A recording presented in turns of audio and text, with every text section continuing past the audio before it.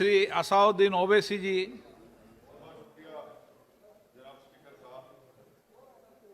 Sir, मैं इस bill की मुखालिफत में खड़ा हूं और इसलिए खड़ा हूं क्योंकि मेरा एक पार्टी का कंसिस्टेंट पोजीशन है कि जब इस हुकूमत ने दफ़ा 370 को अपनी ब्रूट मेजॉरिटी की ताकत की बुनियाद पर अनकॉन्स्टिट्यूशनल तरीके से उसको ख़त्म किया, मैंने उस वक्त कहा था कि एक कॉन्स्टिट्यूशनल ब्रीच है और मेरा ये कंटिन्यूस मौक़िफ़ है।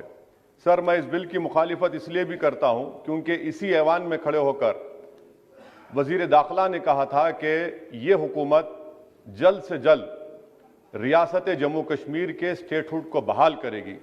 आज आप उस अपने वादे से मुनहरिफ हो रहे हैं क्योंकि जब आप जम्मू कश्मीर केडर को एमगुट में मिला रहे हैं तो इससे आपकी नीयत का साफ इज़हार होता है कि आपने जो उस ऐवान को उस वक्त वादा किया था कि जम्मू कश्मीर की दोबारा रियासत को बहाल किया जाएगा, वो सच्चाई पर मुबनी नहीं था, वो सिर्फ महज अल्फाज थे या जुमले थे। तीसरी बात यह है कि सर, एक ऐसी रियासत जहां पर मुसलमान तनासुब में ज्यादा हैं मगर पहले से अफसरशाही में उनका तनासुब बहुत कम था। मैं आपका आदाद शुमार आपके सामने रखता हूं सर।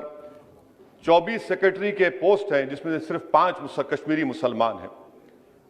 58 IAS के पोस्ट में सिर्फ 12 मुसलमान हैं, यानी 17.24। 2011 की मरदमशुमारी के मुताबिक सर जम्मू कश्मीर में 68.31 मुसलमानों की आबादी है और 28% हमारे हिंदू भाइयों की आबादी है।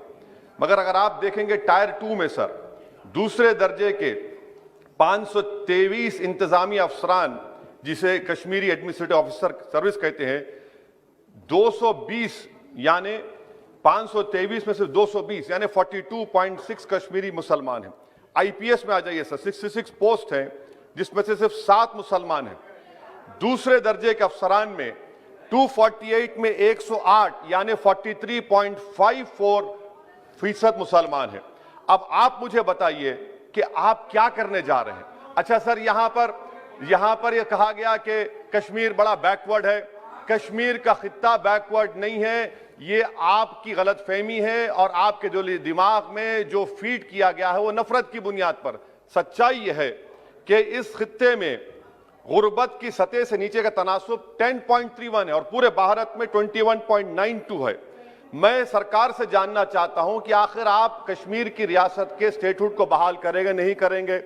चौथा बात यह कि आपकी गलत फैसले की बुनियाद पर दूसरे ऐवान में एक भी कश्मीरी रुकने पार्लियामान नहीं है। यह हमारे मुल्क की, भारत की तारीख में तीसरी मरतबा ऐसा हुआ है। मेरा चौथा सवाल हुकूमत से यह है कि हम ये कहते हैं, ये आपका मानना सही है कि हमारे मुल्क में बाहर के दीगर ममालिक को मदाखलत करने की कोई जरूरत नहीं है, मगर आप उनको लेकर गए ना। आप तो यूरोपियन पार्लियामेंट के लोगों को लेकर गए। अब तीसरी मरतबा आप यूरोप के सफीरों को 16 फरवरी को खबर है कि आप लेकर जा रहे हैं।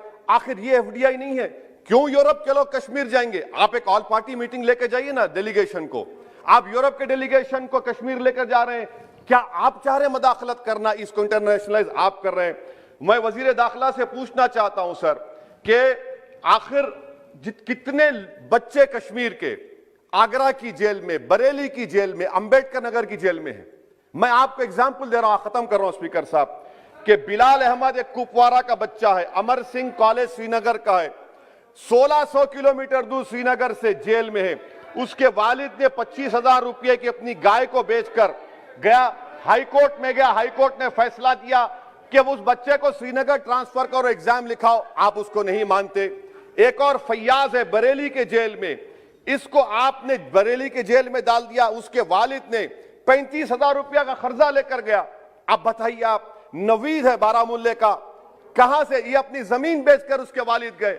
आखिर कितने बच्चे PSA के तहत जेल में हैं? आप उनको कब छोड़ेंगे? और मैं ये बड़ी आखिर में आपसे कह रहा हूं स्पीकर साहब कि यहां पर जितनी नाम निहाद सेकुलर पार्टियों ने हुकूमत के इस इक़दाम की तायीद की, तैयार हो जाइए। ये हुकूमत जो करती है ना, ये दोबारा दोहराएगी और हम तारीख में देखेंगे कि खुदा ना खास्ता चेन्नई को, अहमदाबाद को, बेंगलुरु को, हैदराबाद को यूनियन टेरिटरी बनाएंगे ये लोग। ये कश्मीर में तो एक एग्जाम्पल बना दिए, यहां तक तजुर्बा किया गया। आज ये सब बैठकर थाली मार रहे हैं। जब लखनऊ UT बनेगा, जब बेंगलुरु यूटी बनेगा, जब मुंबई यूटी बनेगा, उस वक्त हाय हाय करेंगे।